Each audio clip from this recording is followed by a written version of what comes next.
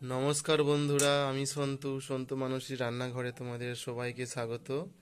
আজকে নতুন রেসিপি দেখাচ্ছি। বাটা মাছ দিয়ে লাউ শাকের ঝোল বানাবো, লাউ ডাঁটা। তো বাটা মাছ, তেল গরম হয়ে গেছে কড়াই, বাটা মাছ ছেড়ে দিয়েছি। বাটা মাছটা আগে ভেজে নিচ্ছি। এ দেখো বন্ধু, লাউ শাকের ডাঁটা এই যে কেটে নিয়েছি, পাতাও কিছুটা নিয়েছি। এখানে আলু কাটা আছে জলের মধ্যে, এখানে পোস্ত বাটা, আর এখানে যে সাদাটা পোস্ত বাটা, পেঁয়াজ কুচানো আছে,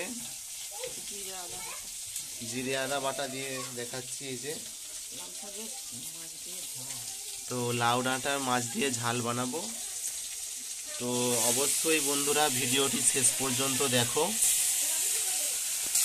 এইদিকে দেখো বন্ধুরা, মাছটা আবার উল্টো পিঠে উল্টে দিয়েছি আমি, এক পিঠ ভাজা হয়ে গেছে।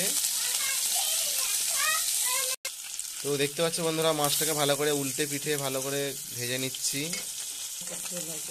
তো বন্ধুরা, মাছগুলো ভাজা হয়ে গেছে, এবার তুলে নিচ্ছি। লাউ ডাঁটা মাছ দিয়ে পোস্ত ঝাল বানাচ্ছি। তো দেখতে পাচ্ছ বন্ধুরা, তো মাছগুলো তুলে নিয়েছি। এবার আলুগুলো তুলে দিচ্ছি কড়াই।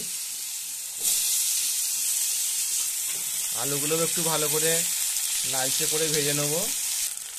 তো বাটা মাছে লাউ ডাঁটা পোস্ত দিয়ে ঝাল বানাচ্ছি বন্ধুরা। এটার অনেক নাম আছে, আমি অনেকগুলো নাম বললাম।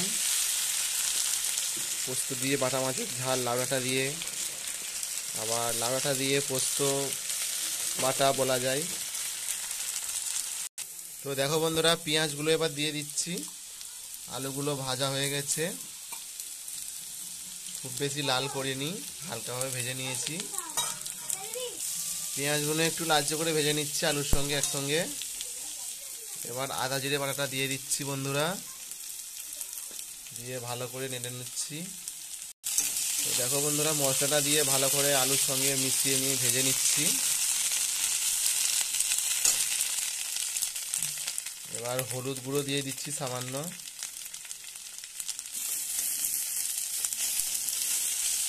দেখো বন্ধুরা, মশলা প্রায় ভাজা হয়ে গেছে। এবার স্বাদ মতো আমি লঙ্কার গুঁড়ো দিয়ে দিলাম, ঝাল। এবার আমি লাউ ডাঁটা ও শাকগুলোকে দিয়ে দিচ্ছি, অল্প অল্প দিয়ে নাড়তে থাকছি। তো বন্ধুরা, এভাবে তোমরাও বাড়িতে বানাও বাটা মাছ দিয়ে লাউ ডাঁটা ঝাল, খেতে খুব ভালো লাগে এটা। আর বিশেষ করে গরমকালে এখন অনেকেরই পেট গরম করে, তো লাউ ডাঁটার ঝোল খেলে পেট ঠান্ডা থাকে। তো বন্ধুরা, এভাবে একটু হালকাভাবে নেড়ে নিয়ে সাইড থেকে অল্প জল দিয়ে দিচ্ছি। তো বন্ধুরা দেখতে পাচ্ছ, এবার জল দিয়ে আমি এটাকে সেদ্ধ করে নেব। এটা সেদ্ধ হয়ে গেলে আমি ভেজে রাখা মাছটা আর পোস্ত বাটাটা দিয়ে দেবো। তো এটা জল দিয়ে এখন সেদ্ধ হতে দেবো। তো এরপরে আমি ফিরে আসছি 5 মিনিট পরে, এটা সেদ্ধ হতে থাক। তো বন্ধুরা, এতে স্বাদ মতো লবণটা দিয়ে দিচ্ছি, দিয়ে এটা সেদ্ধ হবে। দেখো বন্ধুরা, এটা সেদ্ধ হয়ে গেছে। এবার মাছগুলো দিয়ে দিচ্ছি। মাছগুলো দিয়ে এবার আমি পোস্ত বাটাটা দিয়ে দেবো। পোস্ত বাটা দিয়ে দিলাম। এবার মাছগুলো দেওয়ার দরুন এই ঝোলটা আবার টেস্ট হবে,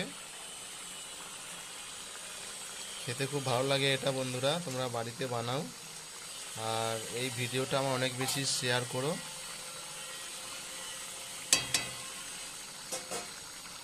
ভিডিওটা আমার সাবস্ক্রাইব করে দিও বন্ধুরা। এই দেখো বন্ধুরা, হয়ে গেছে, নামিয়ে নিয়েছি।